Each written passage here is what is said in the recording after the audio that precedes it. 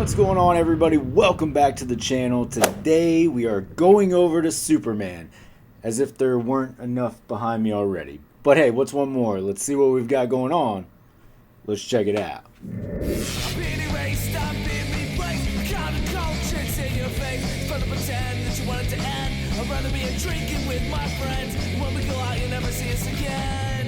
As promised, today we'll be taking a look at Superman, Our Worlds at War. Taking a look at the package, we are under the McFarlane Toys Digital.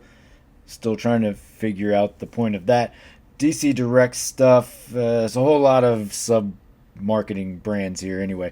22 moving parts. Superman. Nice looking figure. You've got an eagle. Some extra hands. A card as usual. Flip it to the back. There is a nice blown up comic image to show you the inspiration for this figure. Some important information down at the bottom there too. Flip it to this side. McFarlane Toys Digital, Superman, Our Worlds at War, DC Direct, McFarlane Toys. It's all there. Let's get them out of the box. Of course, we do get our stand. I love that McFarlane includes these stands. What I don't love is all of this on the stand, but I get it. It's marketing, right? I like the more subtle all black with the DC. That's it. That's just me. You also get some cards, so you do get your typical trading card. You also get your McFarlane Toys Digital, which has your code there. If anybody wants this, hit me up on Instagram. I have absolutely zero use for this, but if you collect these, then, like I said, hit me up on Instagram. First one to do so, it's yours. Fresh out of the box, I think this captures the inspiration, pretty decently. I wish the face sculpt was a little bit closer to that. Although they did give him a good stoic look, so it's not completely terrible and certainly is close. But I don't know, just maybe a few minor tweaks and we would have been exactly where I'd like it to be.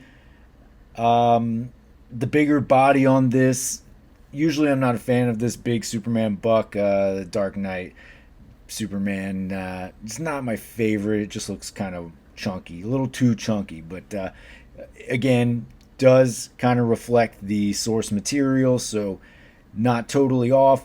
Looks good. I like how the black balances off of the costume. It's not my favorite look, but again, it does work well for what we're going for here. You do get your extra set of hands, and you do get this eagle. Taking a closer look, we can get a idea of how this face sculpt compares to the inspiration of the artwork back there. Shape wise, I think good.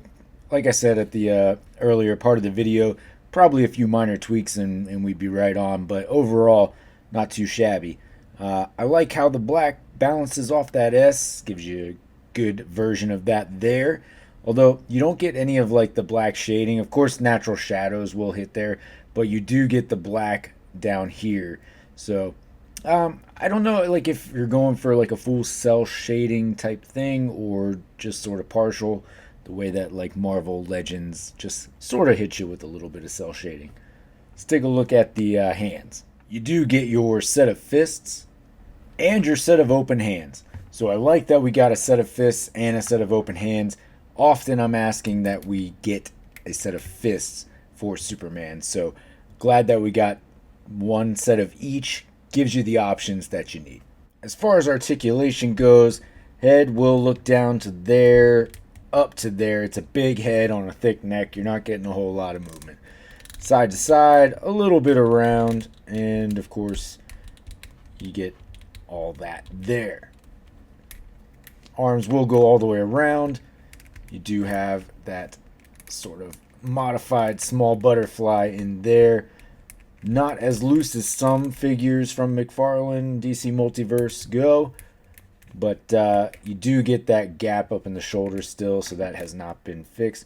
Nothing at the upper bicep cut there, and then just a single point of articulation on these arms. They are a little bit bigger, but I think there are ways that you could definitely get a double joint in there.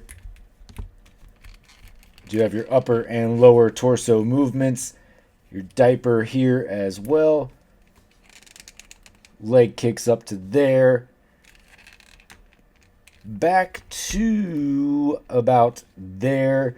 You do start to get the gap under there, and then you are double jointed down at the knee. No calf cut, and your hinge swivel at the ankle, and of course your toe articulation. Wrists, you do have your typical hinge swivel with the ball pretty well concealed. Cape is one that we've seen a few times now. You can see it's ported in the back, keyed in back there actually, so that is pretty firmly in there. That S is painted on, doesn't look like perfect. I think mine's a little bit crooked, but yeah, it's bound to happen. For comparison, here he is backed up against your Dark Knight Superman, so you can see same body, same cape, different head sculpt. You do get that. So I think this is a good utilization for the body. I do feel it works pretty well. This next one wasn't my favorite version of using the buck. I do wish that this Superman was on a more slender body. There's arguments to be made that certainly drawn a little bit closer to a bigger body in some of that, Return of Superman stuff, but there's so much great 90s imagery with this one on a slender body. But we're not here to talk about that figure. That's just for comparison. And here he is backed up against our Superman that came with Atomic Skull, essentially our Action Comics 1000 version.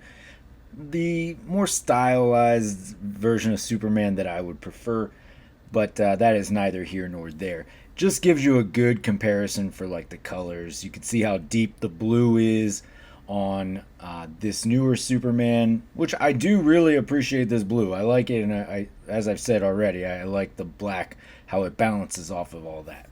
Alright folks, well there you have it. There is your Superman, our Worlds at War version from McFarlane Toys under the DC Direct and digital banners. So there's some things to like here from my perspective. I like the color scheme. I like the build for this version of Superman.